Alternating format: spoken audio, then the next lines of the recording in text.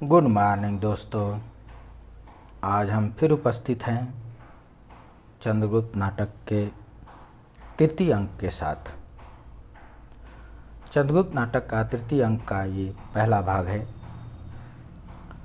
और पहला दृश्य।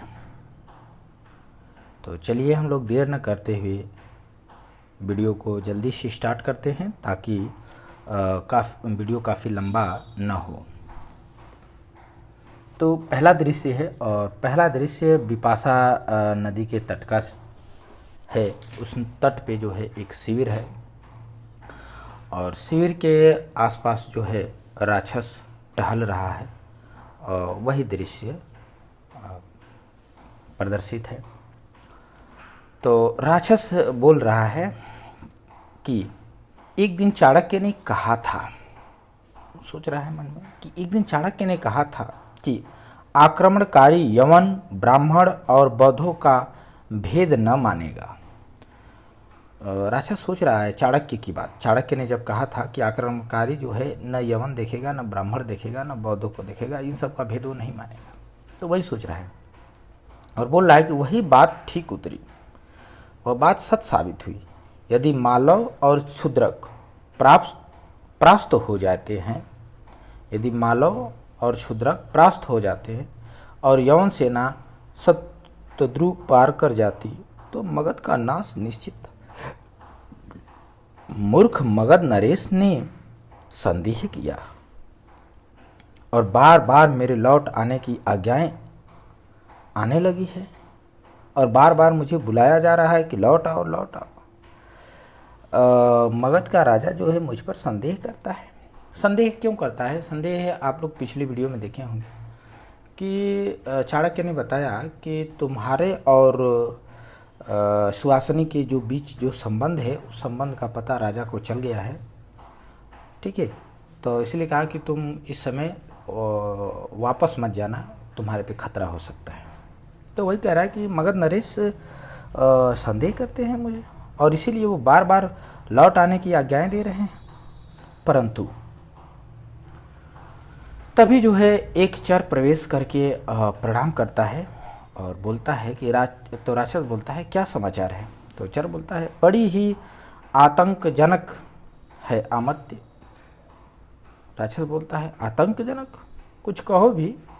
चर सुहासिनी पर आपसे मिलकर कुचक्र रचने का अभियोग है, वह कारागार में है। कह रहे हैं सुहासिनी पर आरोप लगा है कि आपसे मिलकर के इस राज्य के प्रति कुचक्र रच रही है और इसीलिए उसे कारागार में बंद कर दिया गया। राक्षस क्रोध से बोलता है और भी कुछ कहना है? चर हाँ आमत्य, प्रांत दुर्ग पर अधिकार करके विद्रोह करने के अपराध में आपको बंदी बनाकर ले आने के लिए पुरस्कार की घोषणा की गई है। दुर्ग पर अधिकार करके विद्रोह करने के अपराध में आपको बंदी करके ले आने का आदेश हुआ है और जो ले आएगा उसे पुरस्कार मिलेगा, पुरस्कार की घोषणा की गई है। राक्षस बोलता है यहाँ तक तुम सत्य कहते हो, यहाँ तक तो तुम सत्य कहते हो। चर मैं तो यहाँ तक कहने के लिए प्रस्तुत हूँ कि आप अपने बचने का शीघ्र उपाय कीजिए। राक्षस बोलता है भूल थी मेरी, भूल थी। मूर्ख राक्षस, मगध की रक्षा करने चला था और मगध ही तुम्हें निपटा रहा है। जाता मगध, कटती प्रजा, लूटते नगर, नंद क्रूरता और मूर्खता की प्रतिमूर्ति नंद एक पशु है, इसके लिए क्या चिंता थी तुझे? सुहासिनी, मैं सुहासिनी के लिए मगध को बचाना चाहता था, मैं सुहासिनी के लिए मगध को बचाना चाहता था। कुटिल विश्वासघातनी राज सेवा, तुझे धिक्कार है। फिर एक नायक का सैनिक के साथ प्रवेश होता है। नायक आकर कहता है अमात्य राक्षस, मगध सम्राट की आज्ञा से शस्त्र त्याग कीजिए, आप बंदी हैं। नायक कहता है कि मगध सम्राट नंद की आज्ञा से आप अपने हाथ में जो शस्त्र लिए हैं उसको छोड़ दीजिए, उसको त्याग कर दीजिए, आप इस समय बंदी हैं। राक्षस खड़ग खींच लेता है, तलवार निकालता है और बोलता है कौन है तू मूर्ख, इतना साहस? नायक बोलता है यह तो बंदीगिरी बतावेगा। बल प्रयोग करने के लिए मैं बाध्य हूँ। सैनिक से, अच्छा बांध लो। सैनिकों से बोलता है कि चलो बांध लो। दूसरी ओर से 8 सैनिक आकर उन पहले के सैनिकों को बंदी बनाते हैं। राक्षस आश्चर्यचकित होकर देखता है। नायक, तुम सब कौन हो? नवागत सैनिक, जो और सैनिक आए हैं, कुछ नए आए हैं बाहर से, तो वो बोलते हैं राक्षस के शरीर रक्षक, राक्षस के रक्षक हैं हम लोग। राक्षस बोलता है मेरे। नवागत जो सैनिक है वो बोलते हैं हाँ अमात्य, आर्य चाणक्य ने आज्ञा दी है कि जब तक यवनों का उपद्रव है तब तक सबकी रक्षा होनी चाहिए, भले ही वो राक्षस क्यों न हो।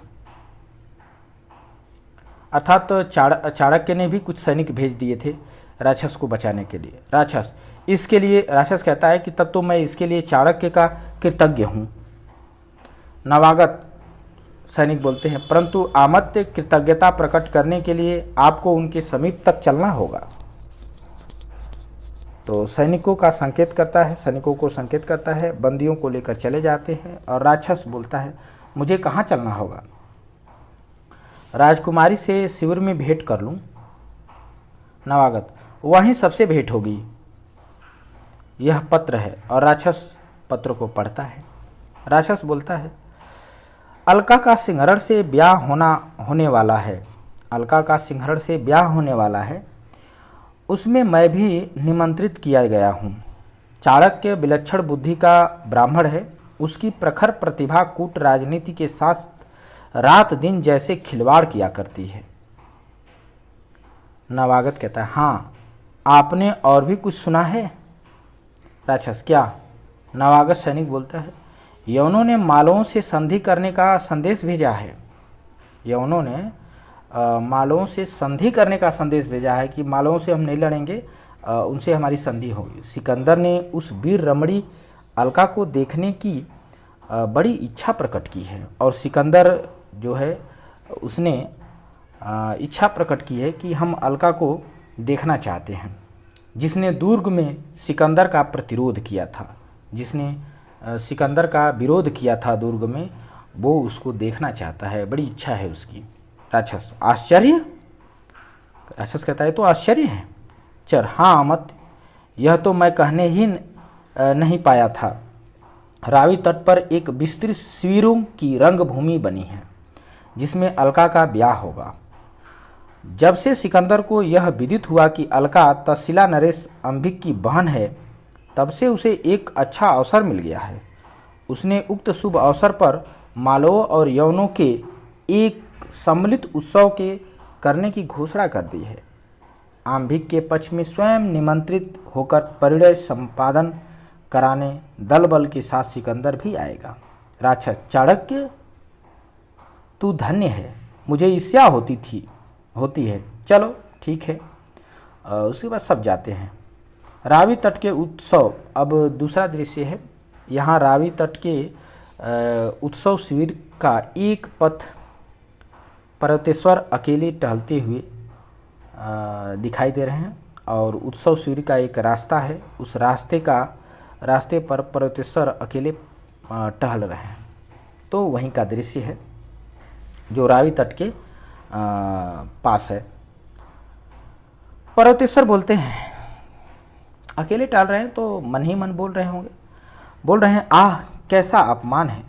जिस पर्वतेश्वर ने उत्तरापथ में अनेक प्रबल शत्रुओं को रहते भी विरोधी को कुचलकर गर्व से सिर ऊंचा कर रखा था, जिसने दुर्दांत सिकंदर के सामने मरण को तुच्छ समझते हुए वक्ष ऊंचा करके भाग्य से हंसी ठट्ठा किया था, उसी का इतना बड़ा तिरस्कार, ऐसा तिरस्कार, सो भी एक स्त्री के द्वारा, और उसका तिरस्कार वो भी एक स्त्री ने किया, और सिकंदर के संकेत से।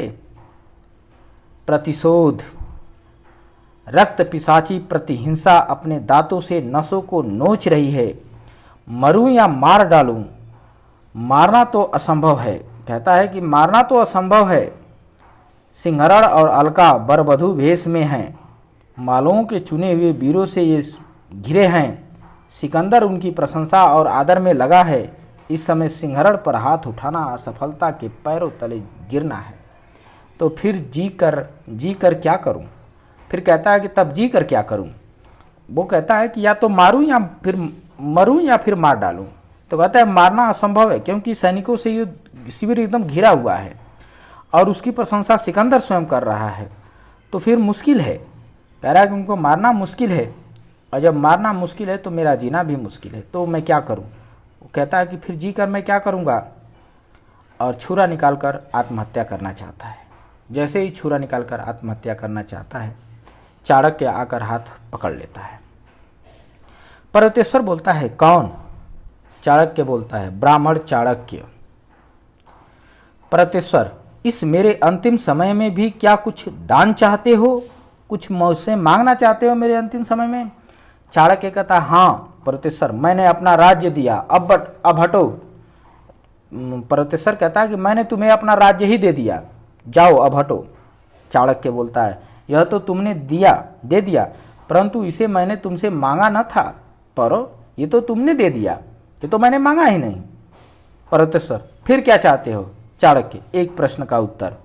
पर्वतेश्वर बोला तुम अपनी बात मुझे स्मरण दिलाने आए हो?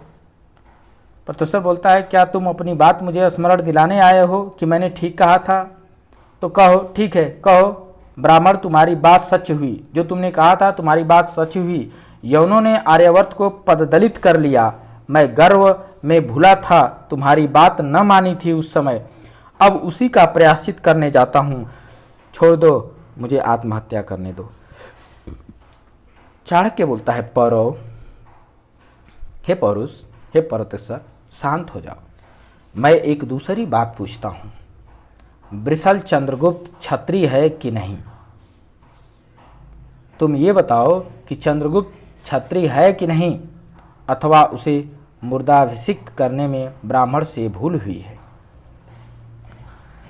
पर्वतेश्वर बोलता है आह ब्राह्मण, व्यंग न करो, चंद्रगुप्त के क्षत्रिय होने का प्रमाण यही विराट योजना है। चंद्रगुप्त क्षत्रिय है और इसका प्रमाण जो है ये जो विराट योजना बना करके सिकंदर को पराजित किया गया है, सिकंदर को घुटनों पर लाया गया है, ये योजना ही उसे क्षत्रिय बना रही है। आर्य चाणक्य बोलता है पर्वतेश्वर की आर्य चाणक्य, मैं क्षमता रखते हुए जिस काम को न कर सका। पर्वतेश्वर कहता है कि मेरे पास शक्ति थी फिर भी उस काम को मैं नहीं कर सका। वह कार्य निसहाय चंद्रगुप्त ने कर दिया, और वह कार्य एक निसहाय जिसके पास सेना तक नहीं थी, उसने यह काम करके दिखाया। आर्यावर्त से यवनों को निकाल जाने का संकेत उसके प्रचुर बल का द्योतक है। मैं विश्वस्त हृदय से कहता हूं कि चंद्रगुप्त आर्यावर्त का एक छत्र सम्राट होने के उपयुक्त है। अब मुझे छोड़ दो, अब मुझे मरने दो। चाणक्य कहता है पौरव, ब्राह्मण राज्य करना नहीं जानता। चाणक्य कहता है कि हे पौरव, हे परुष, ब्राह्मण राज्य करना नहीं जानता, जो तुम राज्य उसे दिए हो, करना भी नहीं चाहता, और जानता भी नहीं है और करना भी नहीं चाहता। हाँ, वह राजाओं का नियमन करना जानता है। ब्राह्मण तो बस इतना जानता है कि राजाओं को नियम में लाया जाए। राजा बनाना जानता है, और राजा बनाना जानता है, जिसको चाहे उसको राजा बना सकता है। इसलिए तुम्हें अभी राज्य करना होगा, इसलिए तुम्हें अभी भी राज्य करना होगा, और करना होगा वह कार्य जिसमें भारतीयों का गौरव हो, और तुम्हें वही कार्य करना होगा जिसमें पूरे भारतवंश का क्या हो, गौरव हो, और तुम्हारे छात्र धर्म का पालन हो। पर्वतेश्वर छुरा फेंक देता है, बोलता है वह क्या काम है? चाणक्य बोलता है जिन यवनों ने तुमको लांछित और अपमानित किया है उनसे प्रतिशोध लो। पर्वतेश्वर असंभव है। चाणक्य हंसकर, मनुष्य अपनी दुर्बलता से भली भांति परिचित रहता है, परंतु उसे अपने बल से भी अवगत होना चाहिए। चाणक्य कहता है कि हर मनुष्य अपनी दुर्बलता से बहुत अच्छी तरीके से परिचित होता है, पर उसे ये नहीं भूलना चाहिए कि उसके अंदर कुछ शक्ति भी है, उसके पास कुछ बल भी है। उसे अपनी शक्ति से भी परिचित होना चाहिए।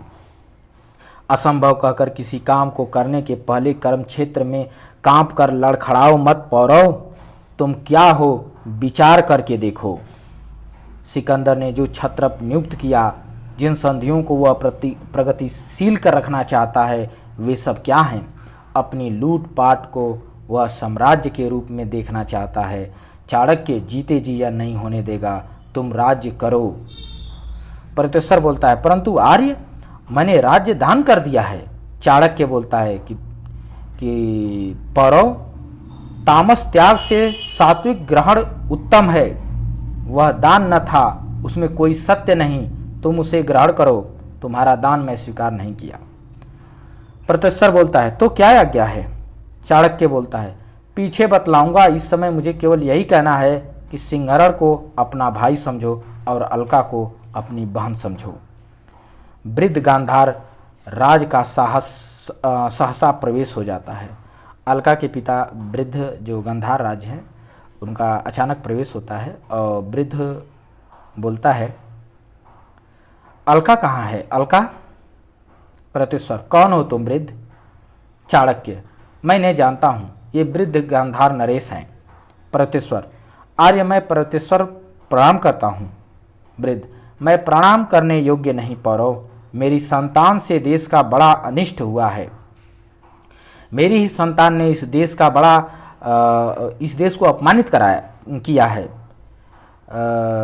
आंभिक ने लज्जा की यवनिका में मुझे छिपा दिया है और अंबिक ने ऐसा कार्य किया कि मैं सबसे नजरें नहीं मिला पा रहा हूँ। इस देशद्रोही के प्राण केवल अलका को देखने के लिए बचे हैं और इस वजह से मैं देशद्रोही हो चुका और इस देशद्रोही का प्राण बस इसके लिए बचा है कि मैं एक नज़र अलका को देख लूँ। उसी से कुछ आशा थी मुझे, जिसको मोल लेने में लोभ असमर्थ था, जिसको मोल लेने में लोभ असमर्थ था, उसी अलका को देखना चाहता हूँ और प्राण दे देना चाहता हूँ। उसके बाद मैं अपना प्राण हंसी खुशी दे देना चाहता हूँ। हाफता है। चाणक्य बोलता है, क्षत्रिय, तुम्हारे पाप और पुण्य दोनों जीवित हैं। स्वस्थमती अलका आज सौभाग्यवती होने जा रही है। चलो कन्या संप्रदान करके प्रसन्न हो जाओ। चलो कन्यादान करो। चाणक्य वृद्ध गांधार नरेश को लिवा जाता है। प्रत्युत्तर बोलता है, जाऊं किधर जाऊं? चाणक्य के पीछे चलो। तो चाणक्य के पीछे जाता है। कार्नेलिया और चंद्रगुप्त का अचानक प्रवेश हो जाता है। चंद्रगुप्त बोलता है, कुमारी, कार्नेलिया से बोलता है कि कुमारी, आज मुझे बड़ी प्रसन्नता हुई। कार्नेलिया कहती है, किस बात की प्रशंसा? चंद्रगुप्त, कि मैं विस्मृत नहीं हुआ। कार्नेलिया, स्मृति कोई अच्छी वस्तु है क्या? चंद्रगुप्त कहता है कि मैं विस्मृत नहीं हुआ, मैं भूला नहीं। कार्नेलिया कहती है कि ये स्मृति कोई अच्छी वस्तु है क्या? चंद्रगुप्त, स्मृति जीवन का पुरस्कार है सुंदरी। चंद्रगुप्त बोलता है कि ये स्मृति ही तो जीवन का पुरस्कार है सुंदरी। कार्नेलिया, परंतु मैं कितने दूर देश की हूँ। कहता है कि परंतु मैं कितने दूर देश की हूँ। स्मृतियाँ ऐसे अवसर पर उदंड हो जाती हैं। अतीत के कारागृह में बंदनी स्मृतियाँ अपनी करुण निश्वास की श्रृंखलाओं को झनाकर सूची मेघ अंधकार में सो जाती हैं। चंद्रगुप्त कहता है, ऐसा हो तो भूल जाओ सुबह, इस केंद्रच्युत जलते हुए उल्का पिंड की कोई कक्षा नहीं। निर्वासित अपमानित प्राणों की चिंता क्या? कार्नेलिया, नहीं चंद्रगुप्त, मुझे इस देश में जन्मभूमि के समान स्नेह होता जा रहा है। कहता है कि नहीं चंद्रगुप्त, इस देश से मुझे जन्मभूमि के समान स्नेह होता जा रहा है। ये मुख्य लाइन है, इसे आप ध्यान रखेंगे। और बोलती है आगे, यहाँ के श्यामल कुंज, घने जंगल, सरिताओं की माला पहने हुए शैल श्रेणी, हरी भरी वर्षा, गर्मी की चांदनी, शीतकाल की धूप और भोले कृषक बालिकाएं, बाल्यकाल की सुनी हुई कहानियों की जीवित प्रतिमाएं हैं। यह सपनों का देश है, यह त्याग और ज्ञान का पालना है, यह प्रेम की रंगभूमि भारत भूमि क्या भुलाई जा सकती है? कदापि नहीं। अन्य देश मनुष्यों की जन्मभूमि है, यह भारत मानवता की जन्मभूमि है। तो बहुत अच्छी बात यहाँ पे कार्नेलिया ने कहा है और ये सारे पंक्ति कहीं से भी पूछी जा सकती है कि यह कथन किसका है कि अन्य देश मनुष्यों की जन्मभूमि है और यह भारत मानवता की जन्मभूमि है। ठीक है, तो ये कार्नेलिया के कथन आपको यह ध्यान रखना है। आगे बढ़ते हैं। इसलिए कि एक विदेशी पात्र है और भारत को इतनी करीब से जान ली, ठीक है, इसलिए कथन मोस्ट हो जाते हैं। चंद्रगुप्त कहता है सुबह वो यह सुनकर चकित हो गया। चंद्रगुप्त कहता है कि तुम्हारी ये बात सुनकर मैं चकित हो गया, आश्चर्य में हूं। कार्नेलिया बोलती है और मैं मर्माहत हो गई हूं। चंद्रगुप्त, मुझे पूर्ण विश्वास था कि यहाँ के क्षत्रप पिताजी नियुक्त होंगे और मैं अलेक्जेंड्रिया में समीप ही रहकर भारत को देख सकूंगी, परंतु ऐसा न हुआ। कह रही है कि मैं जो हूँ पूर्ण विश्वास मैं कर रही थी कि पिताजी यहाँ जो है राजा बनेंगे और मैं उसी राजतंत्र में रह करके भारत को देख सकूंगी, लेकिन कहती है परंतु ऐसा नहीं हुआ, न हुआ। सम्राट ने फिलिप्स को यहाँ का शासक नियुक्त कर दिया और सम्राट ने सेल्यूकस को नहीं बल्कि फिलिप्स को यहाँ का शासक नियुक्त कर दिया है। अकस्मात फिलिप्स का प्रवेश हो जाता है। फिलिप्स बोलता है तो बुरा क्या है कुमारी, तो बुरा क्या हुआ कुमारी। सेल्यूकस के क्षत्रप न होने पर भी कार्नेलिया यहीं की शासक हो सकती है, फिलिप्स अनुचर होगा। देखकर फिर वही भारतीय युवक वो कहता है कि क्या हुआ, तुम्हारे पिताजी अगर क्षत्रप होते तो भी तुम राज करती, अब फिलिप्स भी है तो भी तुम राज करोगी। तो चंद्रगुप्त बोलता है क्योंकि फिलिप्स इस पर मोहित है, कार्नेलिया पर। तो चंद्रगुप्त बोलता है सावधान यवन, हम लोग एक बार एक दूसरे की परीक्षा ले चुके हैं। चंद्रगुप्त कहता है कि तुम्हारी और मेरी परीक्षा एक बार हो चुकी है, आमना सामना हो चुका है, इसलिए सावधान हो जाओ। फिलिप्स, तुमसे मेरा संबंध ही क्या है। परंतु कार्नेलिया बोलती है और मुझसे भी नहीं है, जब तुम्हारा चंद्रगुप्त से भी नहीं है तो मुझसे भी नहीं है। फिलिप्स, मैं चाहती हूँ कि तुम मुझसे न बोलो। फिलिप्स बोलता है अच्छी बात है, किंतु मैं चंद्रगुप्त को भी तुमसे बातें करते हुए नहीं देख सकता, तुम्हारे प्रेम का। तब तक कार्नेलिया बोलती है कि चुप रहो, मैं कहती हूँ चुप रहो, कुछ मत बोलो। फिलिप्स बोलता है चंद्रगुप्त, मैं तुमसे द्वंद्व युद्ध किया चाहता हूँ। फिलिप्स कहता है कि चंद्रगुप्त, मैं तुमसे द्वंद्व युद्ध करना चाहता हूँ। चंद्रगुप्त बोलता है जब इच्छा हो मैं प्रस्तुत हूँ, तुम्हारी जब इच्छा, मैं हमेशा प्रस्तुत हूँ। और संधि भंग करने के लिए तुम ही अग्रसर होगे, यह अच्छी बात होगी। और जो हमारे और सिकंदर के बीच जो संधि है, उस संधि को तोड़ने के लिए सबसे पहले तुम ही पहल कर रहे होगे, यह भी अच्छी बात होगी। फिलिप्स, संधि राष्ट्र की है। फिलिप्स कहता है कि जो संधि हुई है वो देश की हुई है, राष्ट्र की हुई है। यह मेरी व्यक्तिगत बात है, यह जो है मेरी अपनी व्यक्तिगत बात है। अच्छा, फिर कभी मैं तुम्हें आह्वान करूंगा। अच्छा, कहता है ठीक है मैं जा रहा हूं, लेकिन फिर कभी मैं तुम्हें बुलाऊंगा, आह्वान करूंगा द्वंद्व युद्ध के लिए। चंद्रगुप्त बोलता है आधी रात को बुला लेना, पिछले पहर, जब तुम्हारी इच्छा हो तब बुला लेना। फिलिप्स का प्रस्थान हो जाता है। कार्नेलिया बोलती है सिकंदर ने भारत से युद्ध किया है। कार्नेलिया कहती है सिकंदर ने भारत से युद्ध किया और मैंने भारत का अध्ययन किया है। वाह, ये भी लाइन बड़ी इंपॉर्टेंस है कि सिकंदर ने भारत से युद्ध किया है और मैंने भारत का अध्ययन किया है। मैं देखती हूँ कि यह युद्ध ग्रीक और भारतीयों के अस्त्र का नहीं है, इसमें दो बुद्धियाँ भी लड़ रही हैं। यह अरस्तु और चाणक्य चोट हैं, सिकंदर और चंद्रगुप्त उनके अस्त्र हैं। क्योंकि अरस्तु सिकंदर का गुरु है और चंद्रगुप्त का गुरु चाणक्य है, तो वो कह रहे हैं कि दो बुद्धियां लड़ रही हैं, दो मस्तिष्क लड़ रहे हैं, एक अरस्तु का और एक चाणक्य का। अरस्तु का हथियार सिकंदर है, चाणक्य का हथियार चंद्रगुप्त है। चंद्रगुप्त बोलता है मैं क्या कहूँ, मैं एक निर्वासित हूँ। कार्नेलिया बोलती है लोग चाहे तुम्हें जो कहे, मैं भली भांति जानती हूँ कि अभी तक चाणक्य की विजय है। पिताजी से और मुझसे इस विषय पर अच्छा विवाद होता है। पिताजी में और मुझ में इस विषय पर अच्छा विवाद होता रहता है। वे अरस्तु के शिष्यों में हैं, क्योंकि पिताजी भी हमारे अरस्तु के ही शिष्य हैं। चंद्रगुप्त बोलता है, भविष्य के गर्भ में अभी बहुत से रहस्य छिपे हुए हैं। ये भविष्य की बातें हैं और भविष्य के गर्भ में बहुत सारी रहस्य छिपे हुए हैं अभी। कार्नेलिया, अच्छा तो मैं जाती हूँ। कार्नेलिया कहती कि ठीक है मैं जाती हूँ और एक बार अपनी कृतज्ञता प्रकट करती हूँ, किंतु मुझे विश्वास है कि मैं पुनः लौट कर आऊँगी। कहती है मुझे विश्वास है मैं एक बार फिर लौट कर आऊँगी। चंद्रगुप्त कहता है,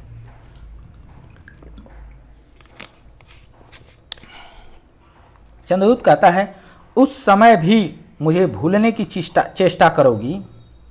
क्या तुम उस समय भी मुझे भूलने की चेष्टा करोगी? कार्नेलिया कहती है नहीं।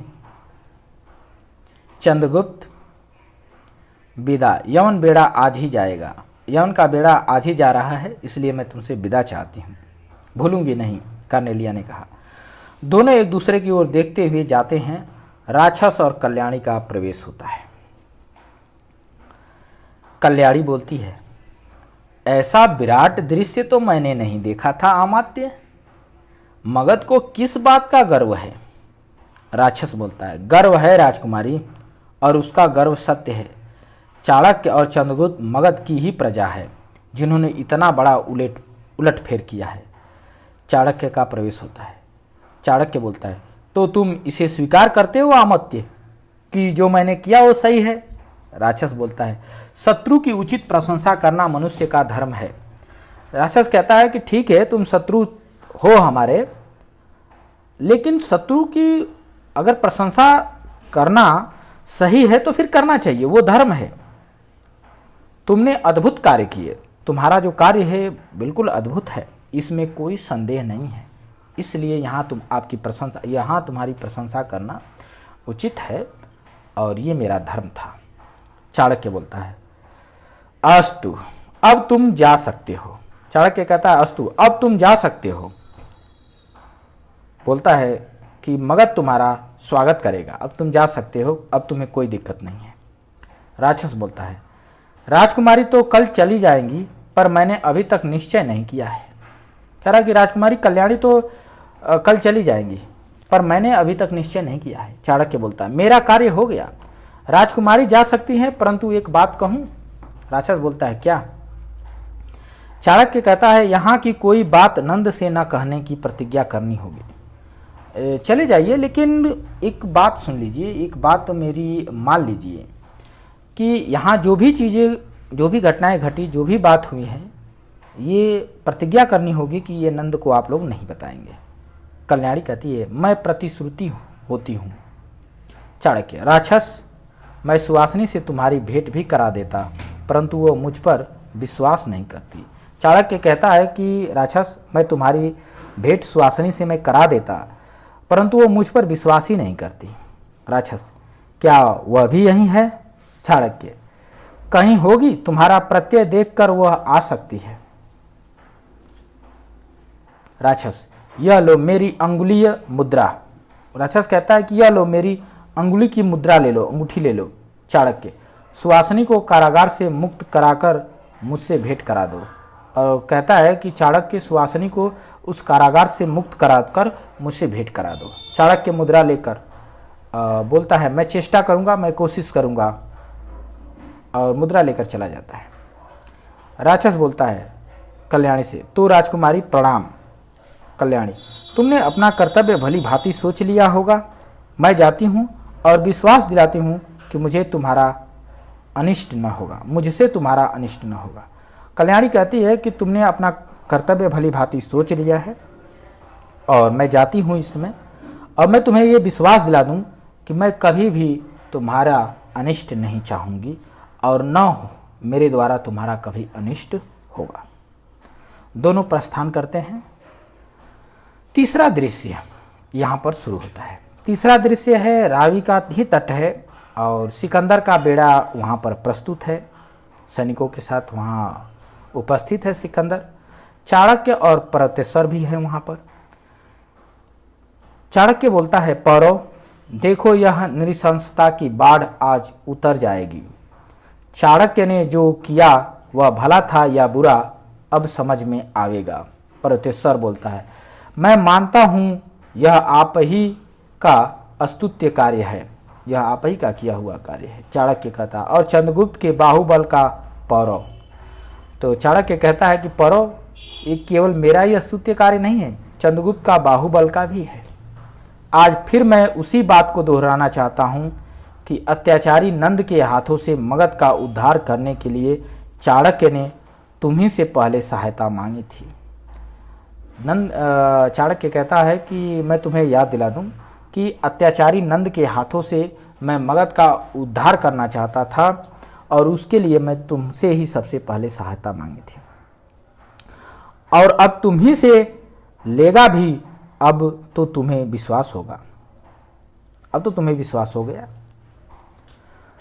प्रत्युत्तर मैं प्रस्तुत हूँ आर्य। प्रत्युत्तर कहता है कि मैं उसके लिए प्रस्तुत हूँ।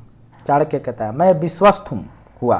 चाणक्य कहता है मैं तुम पर विश्वास करता हूँ, मैं विश्वस्त हुआ। अच्छा, यवनों को आज विदा करना है। चाणक्य कहता है आज यवनों को विदा करना है यहाँ से। एक ओर से सिकंदर, सेल्यूकस, कार्नेलिया, फिलिप्स इत्यादि, और दूसरी ओर से चंद्रगुप्त आते हैं। सिंहरण, अलका और मालविका और आम्भिक इत्यादि का यवन और भारतीय रणबाद्धों के साथ प्रवेश होता है। सिकंदर बोलता है सेनापति चंद्रगुप्त बधाई है। सिकंदर कहता है कि हे सेनापति चंद्रगुप्त बधाई है। चंद्रगुप्त कहता है किस बात की राजन? सिकंदर जिस समय तुम भारत के सम्राट होगे उस समय मैं उपस्थित न रह सकूंगा, उसके लिए पहले ही बधाई दे देता हूँ। मुझे उस नग्न ब्राह्मण दंडायन की बातों का पूर्ण विश्वास हो गया। कह रहा है कि मुझे उस ब्राह्मण दंडायन की बातों पर पूरा यकीन हो गया है कि तुम भविष्य में भारत के सम्राट बनने वाले हो, और शायद उस समय मैं उपस्थित यहाँ नहीं रहूँगा, इसलिए पहले ही बधाई देता हूँ। चंद्रगुप्त कहता है आप वीर हैं। सिकंदर आर्य वीर, मैंने भारत में हरक्यूलिस, एचलिस की आत्माओं को भी देखा, और देखा डिमास्थनीज को, संभवतः प्लेटो और अरस्तु भी होंगे। मैं भारत का अभिनंदन करता हूँ। सेल्यूकस कहता है सम्राट यही आर्य चाणक्य है। सेल्यूकस कहता है कि हे सम्राट सिकंदर, यही जो सामने खड़े हैं यही आर्य चाणक्य हैं। सिकंदर कहता है धन्य है आप, तलवार खींचे हुए भारत में आया। सिकंदर कहता है कि चाणक्य आप धन्य हैं, मैं तलवार खींचते हुए, तलवार निकाले हुए भारत में आया। हृदय दे करके जाता हूँ, लेकिन हृदय दे करके यहाँ जाता हूँ। विस्मय विमुग्ध हूँ, जिनसे खड़ग परीक्षा हुई थी, युद्ध में जिनसे तलवार मिली थी, उनसे हाथ मिलाकर, मैत्री के हाथ मिलाकर जाना चाहता हूँ। तो ये भी लाइन बहुत इम्पोर्टेंस है सिकंदर की। आगे चाणक्य कहते हैं हम लोग प्रस्तुत हैं सिकंदर, तुम वीर हो, भारतीय सदैव उत्तम गुणों की पूजा करते हैं, तुम्हारी जल यात्रा मंगलमय हो। हम लोग युद्ध करना जानते हैं, द्वेष नहीं। हम लोग युद्ध करना जानते हैं, घृणा करना, द्वेष करना नहीं जानते। सिकंदर हंसता हुआ अनुचरों के साथ नौका पर आरोहण करता है और नाव चली जाती है। सिकंदर हंसता हुआ अपने अनुचरों के साथ नाव पर बैठ जाता है, नाव चली जाती है। चौथा दृश्य यहाँ पर प्रस्तुत है। रास्ते में चर और राक्षस हैं, उन दोनों में वार्तालाप होता है, वो दृश्य है। चर कहता है छल, प्रवंचना, विश्वासघात। राक्षस कहता है क्या है, कुछ सुनूं भी, कुछ बताओ भी। चर मगध से आज मेरा सखा कुरंग आया है, उससे यह मालूम हुआ कि महाराज नंद का कुछ भी क्रोध आपके ऊपर नहीं, वह आपके शीघ्र मगध लौटने के लिए उत्सुक है। चर कहता है कि चर कहता है कि हमारे साथ छल हुआ है, प्रवंचना हुआ है, हम लोगों के साथ विश्वासघात हुआ है। तो राक्षस कहता है कि ऐसा क्या हुआ, कुछ बताओ तो सुनो। तो चर कहता है कि मगध के राजा नंद ने नंद जो है हम लोगों से क्रोध नहीं है, ना हम लोगों के ऊपर वो बैर है उनका, वह तो आपके शीघ्र लौट आने के इच्छुक है, उत्सुक हैं। राक्षस और सुवासिनी, चर सुवासिनी सुखी और स्वतंत्र है। चर कहता है कि सुवासिनी जो है वो सुखी है और स्वतंत्र है। मुझे चाणक्य के चर से वह धोखा हुआ था। चर कहता है कि मुझे चाणक्य के चर से वह धोखा हुआ था जब मैंने आपसे कहा, जब मैंने आपसे वहां का समाचार कहा था। राक्षस, तब क्या मैं कुचक्र में डाला गया हूं? राक्षस कहता है कि क्या तब मुझे कुचक्र में डाल दिया गया है? विचार करता है, चाणक्य की चाल है, ये सब चाणक्य की चाल है जो मुझे नंद के खिलाफ भड़का दिया और बताया कि नंद जो है तुम्हारे और सुवासिनी के बीच जो संबंध है उसको ज्ञात हो गया है और सुवासिनी को बंदी बना लिया गया है। ये सब झूठ था, वो उसकी चाल थी। ओह, मैं समझ गया। राक्षस कहता कि ओह, मैं समझ गया, मुझे निकल भागना चाहिए। सुवासिनी पर भी कोई अत्याचार मेरी मुद्रा दिखाकर न किया जा सके। वो कह रहा है कि तब तो मुझे जल्दी पहुंचना चाहिए वहाँ, क्योंकि मेरी मुद्रा, मेरी ऊँठी चाणक्य ने ले ली है और वो कहीं सुवासिनी को दिखाकर उसके साथ भी कुछ अत्याचार न हो जाए, उसके साथ भी कुछ धोखा न हो जाए। इसके लिए मुझे शीघ्र मगध पहुंचना चाहिए, इसलिए मुझे बहुत जल्द मगध पहुंच जाना चाहिए। चर कहता है, क्या आपने मुद्रा भी दे दी है? चर कहता है कि क्या आपने मुद्रा भी दे दी? राक्षस, मेरी मूर्खता है ये चर, मेरी मूर्खता है। चाणक्य मगध में विद्रोह करना चाहता है, चाणक्य तो मगध में विद्रोह कराना चाहता है। चर, अभी हम लोगों को मगध गुल्म मार्ग में मिल जाएगा। चाणक्य से बचने के लिए उसका आश्रय अच्छा होगा।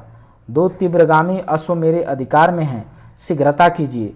राक्षस कहता है, तो चलो, चाणक्य के हाथों का कठपुतला बनकर मगध का नाश नहीं करा सकते। हम लोग चाणक्य के हाथों का कठपुतली नहीं बनना चाहते। अगर कठपुतली वो बना करके हम लोगों को और मगध का वो नाश कर सकता है, ऐसा हम लोग नहीं होने देंगे। चलो, दोनों का प्रस्थान होता है। अलका और सिंहरण का प्रवेश होता है। दोनों चले जाते हैं, अलका और सिंहरण का प्रवेश होता है। सिंहरण बोलता है, देवी, पर इसका उपाय क्या है? अलका कहते, उपाय जो कुछ हो, मित्र के कार्य में तुमको सहायता करनी ही चाहिए। अलका कहती है कि उपाय जो कुछ भी हो, पर मित्र का कार्य है, इसमें तुमको सहायता करनी ही चाहिए। चंद्रगुप्त आज कह रहे थे कि मैं मगध जाऊंगा। चंद्रगुप्त कह रहे थे कि मैं मगध जाऊंगा, देखूं पर्वतेश्वर क्या करते हैं, और देखता हूं कि पर्वतेश्वर क्या करते हैं, क्योंकि मगध को भी आज़ाद कराना है किससे? नंद से। तो सिंहरण कहता है, चंद्रगुप्त के लिए यह प्राण अर्पित है। सिंहरण कहता है कि चंद्रगुप्त के लिए तो मेरा प्राण अर्पित है। अलके, मालव कृतज्ञ नहीं होते, कृतज्ञ होते हैं। देखो, चंद्रगुप्त और चाणक्य आ रहे हैं। अलका और उधर से पर्वतेश्वर, अलका बोल रही कि और उधर देखो, पर्वतेश्वर भी आ रहा है। चंद्रगुप्त, चाणक्य और पर्वतेश्वर का प्रवेश होता है। सिंहरण बोलता है, मित्र, अभी कुछ दिन और ठहर जाते तो अच्छा था। उसके बाद बोलता है, अथवा जैसी गुरुदेव की आज्ञा, जो चाणक्य को गुरुदेव कह रहा है। चाणक्य कहते हैं, पर्वतेश्वर, तुमने मुझसे प्रतिज्ञा की है। चाणक्य कहते हैं कि हे पर्वतेश्वर, तुमने मुझसे प्रतिज्ञा की है। पर्वतेश्वर बोलता है, हाँ, और इसीलिए मैं प्रस्तुत हूँ। आर्य। चाणक्य, अच्छा, तो तुम्हें मेरे साथ चलना होगा। चाणक्य कहते हैं कि ठीक है, तब तुम्हें मेरे साथ चलना होगा। सिंहरण मालव गणराष्ट्र का एक व्यक्ति है। सिंहरण जो है मालव गणराष्ट्र का एक व्यक्ति है। वह अपनी शक्ति भर प्रयत्न कर सकता है, किंतु सहायता बिना परिषद की अनुमति लिए असंभव है। मैं परिषद के सामने अपना भेद खोलना नहीं चाहता, और मैं परिषद के सामने ये जो भेद है ये खोलना नहीं चाहता, इसलिए पौरव सहायता केवल तुम्हें करनी होगी। इसलिए हे पर्वतेश्वर, यह सहायता केवल तुम्हें ही करनी होगी, मालव से नहीं। मालव अपने शरीर और खड़ग का स्वामी है। कह रहा है कि मालव यानी सिंहरण अपना शरीर दे सकता है और अपना खड़ग, इन दोनों का वो स्वामी है। इसको जहाँ चाहे यूज कर सकता है। वह मेरे लिए प्रस्तुत है। मगध का अधिकार प्राप्त होने पर जैसा तुम कहोगे। पर्वतेश्वर कहता है, मैं कह चुका हूँ आर्य चाणक्य, इस शरीर में या धन में, विभव में या अधिकार में मेरी अस्पृहा नहीं रह गई है। मेरी सेना के महाबलाधिकृत सिंहरण और मेरा कोष आपका है। चंद्रगुप्त बोलता है, मैं आप लोगों का कृतज्ञ होकर मित्रता को लघु नहीं बनाना चाहता। चंद्रगुप्त सदैव आप लोगों का वही सहचर है। चाणक्य बोलता है परंतु तुम्हें मगध नहीं जाना होगा। चाणक्य बोलता है कि परंतु तुम्हें मगध नहीं जाना होगा। अभी जो मगध से संदेश मिले हैं वे बड़े भयानक हैं।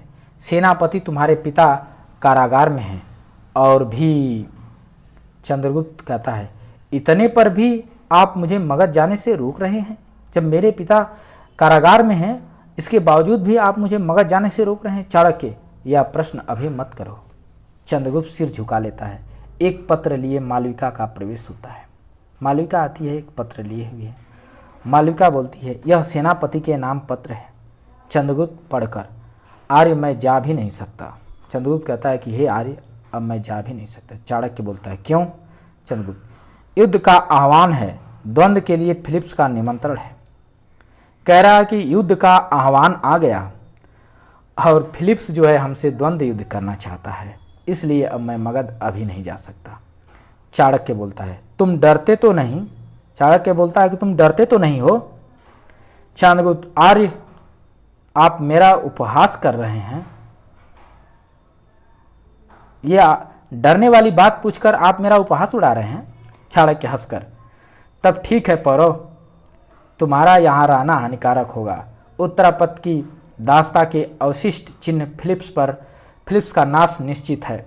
चंद्रगुप्त उसके लिए उपयुक्त है, परंतु यौनों से तुम्हारा फिर संघर्ष मुझे इप्सित नहीं है। यहाँ रहने से तुम ही पर संदेह होगा। यहाँ तुम रहोगे तो यौनों का संदेह तुम ही पर जाएगा। इसलिए तुम मगध चलो। इसलिए हे पर्वतेश्वर तुम मगध चलो और सिंहरण तुम असनद्ध रहना। यौन विद्रोह तुम्ही को शांत कराना है। कह रहा है चाणक्य जो है सिंहरण को कहते हैं कि सिंहरण तुम यहाँ तैयार रहना। जब यौन जो है जब विद्रोह पर आ जाएंगे तो उसको शांत कराने का जिम्मेदारी तुम्हारी है, ठीक है? क्योंकि तुमसे संधि है, तुम संभालना उसको। उसके बाद सब चले जाते हैं। पांचवा दृश्य यहाँ पर सामने आता है। पांचवें दृश्य में मगध में नंद की रंगशाला है। पांचवा दृश्य वहाँ का है जहाँ मगध राज्य में नंद राजा ने एक रंगशाला सजाया हुआ है। उस रंगशाला का दृश्य है और वहाँ नंद आते हैं, नंद का प्रवेश होता है। नंद बोलते हैं सुवासिनी, तो सुवासिनी बोलती है देव। नंद कहते हैं कहीं 2 घड़ी चैन से बैठने की छुट्टी भी नहीं है, तुम्हारी छाया में विश्राम करने आया हूँ। कह रहे हैं कि नंद कहता है कि हे सुवासिनी मुझे कहीं 2 घड़ी चैन से बैठने की भी छुट्टी नहीं हो, इसीलिए मैं तुम्हारी छाया में विश्राम करने आया हूँ। सुवासिनी प्रभु क्या आज्ञा है? अभिनय देखने की इच्छा है? नंद नहीं सुवासिनी, अभिनय तो नित्य देख रहा हूँ, रोज देख रहा हूँ। छल का, प्रताड़ना का, विद्रोह के अभिनय देखते देखते आंखें जल रही है। सेनापति मौर्य जिसके बल पर मैं भुला था, जिसके विश्वास पर मैं निश्चिंत सोता था, विद्रोही पुत्र चंद्रगुप्त को सहायता पहुंचाता है। उसी का न्याय करना था। आजीवन अंधकूप का दंड देकर आ रहा हूं। मन कांप रहा है। न्याय हुआ कि अन्याय, हृदय संदिग्ध है। सुवासिनी किस पर विश्वास करूं? सुवासिनी बोलते हैं अपने परिजनों पर विश्वास करो देव। नंद अमात्य राक्षस भी नहीं है, मैं तो घबरा गया हूं। सुवासिनी तो राक्षस द्रक्षासव ले आऊं? नंद ले आओ सुवासिनी। सुवासिनी जाती है और सुवासिनी कितनी सरल है। नंद कहते हैं कि ले आओ। सुवासिनी चली जाती है और वो सोचता है कि सुवासिनी कितनी सरल है। प्रेम और यौवन के शीतल मंच इस लहलही लता पर मंडरा रहे हैं, परंतु सुवासिनी का पान पत्र लिए प्रवेश पात्र भर देती है। मदिरा लेकर के आती है और वो पात्र जिसमें पिया जाता है उसको भर देती है।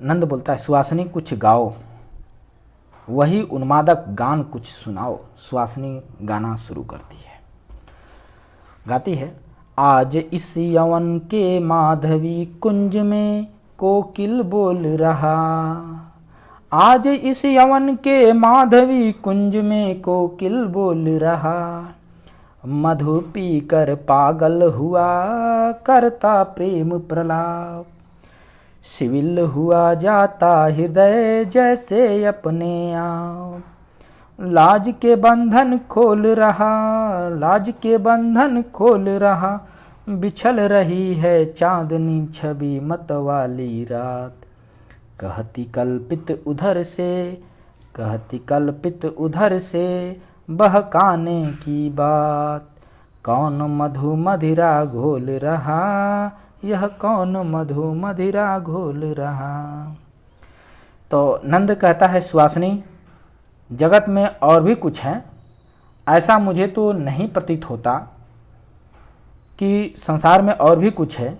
क्या उस कोकिल की पुकार केवल तुम ही सुनती हो? ओह, मैं इस स्वर्ग से कितनी दूर था सुहासिनी, कितनी दूर था। कामुक की सी चेष्टा करता है, कामुक जैसी चेष्टा हरकत करता है।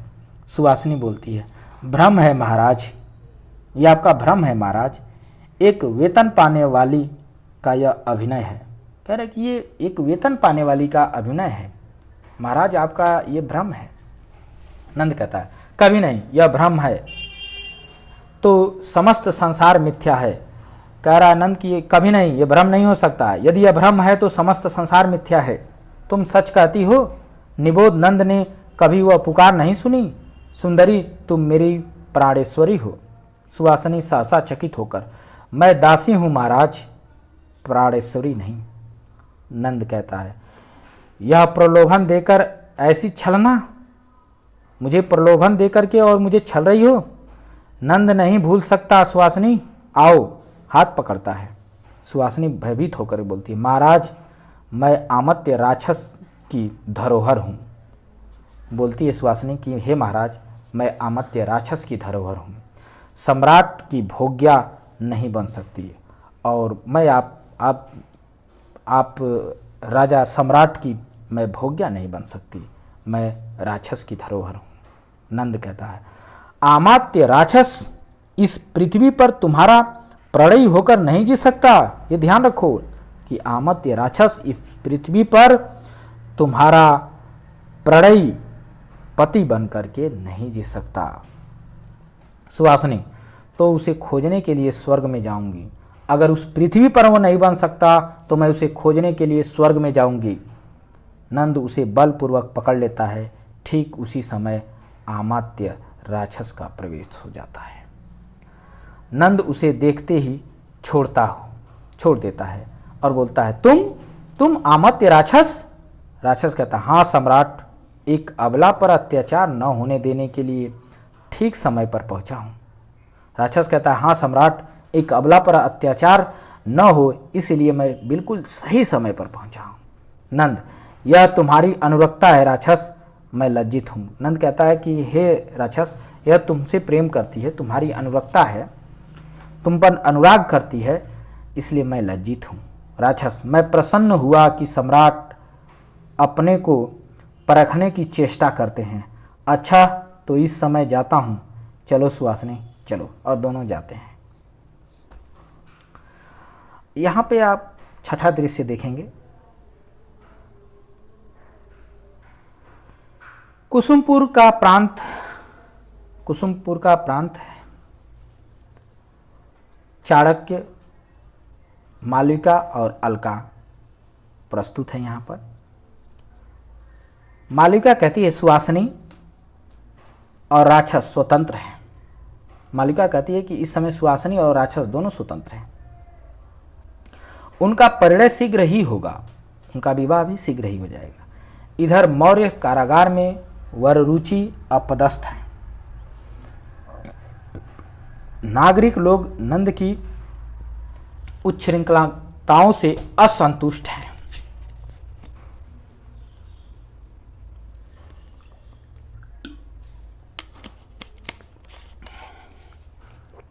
तब चाणक्य कहता है कि ठीक है, समय हो चला है मालविका, अब समय हो गया मालविका, तुम नर्तकी बन सकती हो। अब तुम नर्तकी बन सकती हो। मालविका, हाँ मैं नृत्य कला जानती हूँ। मालविका कहती है कि हाँ मैं नृत्य कला भी जानती हूँ। चाणक्य, तो नंद की रंगशाला में जाओ।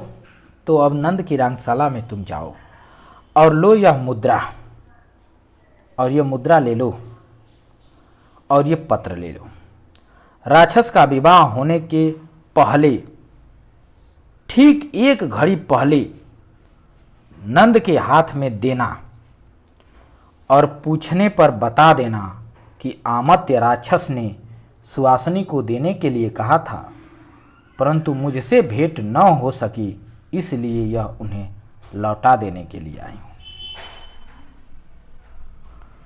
मालविका कहती है, स्वागत है, क्या असत्य बोलना होगा? कहती है, क्या झूठ बोलना होगा? चंद्रगुप्त के लिए सब कुछ करूंगी। मालविका कहती है कि कोई बात नहीं, चंद्रगुप्त के लिए तो मैं सब कुछ करने के लिए तैयार है। चल देती है। चाणक्य बोलता है, मैंने सिंहरण को लिख दिया था कि चंद्रगुप्त को शीघ्र यहाँ भेजे। मैंने पत्र लिख दिया था सिंहरण को कि चंद्रगुप्त को यहाँ शीघ्र भेजे। तुम यवनों के सिर उठाने पर उन्हें शांत करके आना, और जब यवन जो है सिर उठाने लगे, भाई चंद्रगुप्त वहाँ मारेगा फिलिप्स को, तो यवन भड़केंगे। तो कहा कि जब वो सिर उठाएंगे तो तुम उन्हें शांत करके आना, तब तक अलका मेरी रक्षा कर लेगी। मैं चाहता हूं कि सब सेना वणिकों के रूप में धीरे धीरे कुसुमपुर में इकट्ठा हो जाए। और चाणक्य कहता है कि मैं चाहता हूं कि जितने वणिकों की जो ये वणिकों के रूप में जो सेना है, ये सेना जो है वणिकों के रूप में धीरे धीरे कुसुमपुर में इकट्ठी हो जाए। कुसुमपुर मगध का एक क्षेत्र है। कह रहा है कि कुसुमपुर में सब लोग इकट्ठा हो जाए। उसी दिन राक्षस का ब्याह होगा, और उसी दिन जो है राक्षस का विवाह होगा।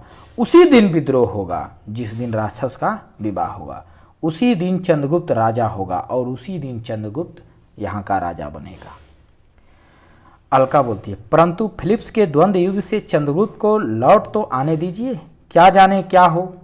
अलका को डर है, और वो बोलती है कि चंद्रगुप्त फिलिप्स से द्वंद्व युद्ध करने गया है, तो पता नहीं युद्ध में क्या होगा, पहले उसे लौट तो आने दीजिए, तब हम रणनीति बनाएं। तो चाणक्य कहता है कि क्या होगा, वही होकर रहेगा जिसे चाणक्य ने विचार करके ठीक कर लिया है। देखिए कितना दृढ़ विश्वास है चाणक्य का। वो कहता है कि होगा क्या, द्वंद्व युग में क्या परिणाम निकलेगा? अरे वही निकलेगा जिसको चाणक्य ने विचार करके एकदम ठीक कर लिया है। किंतु अवसर पर एक क्षण का विलंब असफलता का प्रवर्तक हो जाता है। लेकिन जो रणनीति बनाई गई है, उस रणनीति अगर सही अवसर पर सही समय न हो, समय से थोड़ा भी विलंब हो जाए, तो असफलता के रूप में परिवर्तित हो जाती है। फिर असफलता मिलती है, सफलता नहीं। मालविका जाती है। मालविका जाती है। अलका बोलती है, गुरुदेव, महानगरी कुसुमपुर का ध्वंस और नंद पराजय इस प्रकार संभव है? अलका को शायद संदेह है। चाणक्य बोलते हैं, अलके, चाणक्य अपना कार्य अपनी बुद्धि से साधन करेगा। तुम देखती भर रहो और मैं जो बताऊं करती चलो। मालविका अभी बालिका है, उसकी रक्षा आवश्यक है, उसे देखो तो। कह रहे कि मालविका अभी बालिका है और उसकी रक्षा करना आवश्यक है, अभी उसे देखो तो। अलका चली जाती है। कहती है कि मालविका का तुम ध्यान रखना, देखती रहना उसे। चाणक्य, वह सामने कुसुमपुर है। चाणक्य कहता है कि वह सामने कुसुमपुर है जहाँ मेरे जीवन का प्रभात हुआ था, जहाँ मेरा जीवन आरंभ हुआ था। वही कुसुमपुर जो चाणक्य का गांव है। मेरे उस सरल हृदय में उत्कट इच्छा थी कि कोई भी सुंदर मन मेरा साथी हो। प्रत्येक नवीन परिचय में उत्सुकता थी और उसके लिए मन में सर्वस्व लुटा देने की स्निग्धता थी। परंतु संसार, कठोर संसार ने सिखा दिया कि तुम्हें परखना होगा। समझदारी आने पर यौन चला जाता है। जब तक माला गूंथी जाती है तब तक फूल कुम्हला जाते हैं। ये लाइन बहुत इम्पोर्टेंस है चाणक्य का। कहता है कि जिससे मिलने के संभार की इतनी धूमधाम सजावट बनावट होती है, उसके आने तक मनुष्य हृदय को सुंदर और उपयुक्त नहीं बनाए रह सकता। मनुष्य की चंचल स्थिति कब तक उस श्यामल कोमल हृदय को मरुभूमि बना देती है। यहाँ तो विषमता है। मैं अविश्वास, कूट चक्र और छलनाओं का कंकाल, कठोरता का केंद्र, ओह, तो इस विश्व में मेरा कोई सुहृदय नहीं है। मेरा संकल्प, अब मेरा आत्माभिमान ही मेरा मित्र है। और थी एक क्षीण रेखा, वह जीवन पट से धूल चली। धुल जाने दो सुवासनी, न न न वह कोई नहीं। करा धुल जाने दो सुवासनी, न न वह कोई नहीं। मैं अपनी प्रतिज्ञा पर आसक्त हूँ। भयानक रमणीयता है। आज उस प्रतिज्ञा में जन्मभूमि के प्रति कर्तव्य का भी यौवन चमक रहा। तृणशैया पर आधे पेट खाकर सो रहने के लिए सिर पर दिव्य यश का स्वर्ण मुकुट और सामने असफलता का स्मृति सौध। फिर आकाश की ओर देखकर कहता है, वह इन लाल बादलों में दिग्धदाह का धूम मिल रहा है। भीषण रव से सब जैसे चाणक्य का नाम चिल्ला रहे हैं। देखकर, हैं यह कौन भूमि संधि तोड़कर सर्प के समान निकल रहा है। छिप कर देखूं और छिप जाता है और देखने लगता है। एक ढूह की मिट्टी गिरती है, इसमें उसमें से सटकार बनमानुष के समान निकलता है। तो सकटार की हत्या नहीं है, सकटार वन में छिपा हुआ है। एक मिट्टी के ढेर से वो निकलता है। सकटार बोलता है, चारों ओर देखकर आंख बंद कर लेता है, फिर खोलता है। उसके बाद बोलता है, अंधे नहीं सह सकती, इन्हीं प्रकाश किरणों के लिए तड़प रही थी। ओह, तीखी है तो क्या है, मैं जीवित हूँ। कितने दिन हुए, कितने महीने, कितने वर्ष, मुझे याद नहीं। अंधकूप की प्रधानता सर्वोपरि थी। 7 लड़के भूख से तड़प कर मरे।